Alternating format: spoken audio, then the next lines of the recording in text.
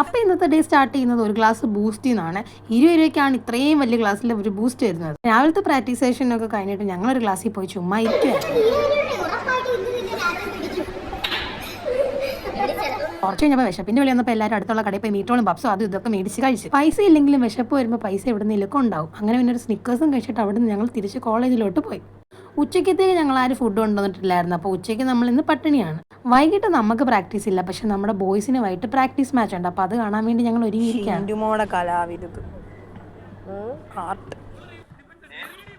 പിന്നെ അങ്ങനെ ഇരുന്നിരുന്ന് ബോറൊക്കെ അടിച്ചപ്പോൾ ഞങ്ങൾ ഫുട്ബോൾ കോർട്ടിൽ അവിടെ പോയിരുന്ന് സംസാരിച്ചും കളിച്ചും ഒക്കെ സമയം കളഞ്ഞു. അങ്ങനെ പിന്നെ കളിക്കേണ്ട ടീമൊക്കെ വന്ന് അങ്ങനെ കളിയൊക്കെ കഴിഞ്ഞു. തിരിച്ച് ബസ്സിൽ പോകാൻ വയ്യാത്തതുകൊണ്ട് പിന്നെ ഷിൻഡുവിൻ്റെ കൂടെയാണ് ഞാൻ പോയത്.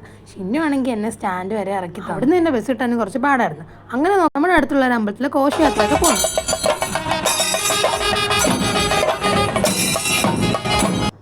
അങ്ങനെ ഘോഷയാത്രയൊക്കെ കണ്ടിട്ട് ഞാൻ പെട്ടെന്ന് വീട്ടിൽ പോയി. അപ്പോൾ ഇന്നത്രേ ഉള്ളൂ. ബൈ.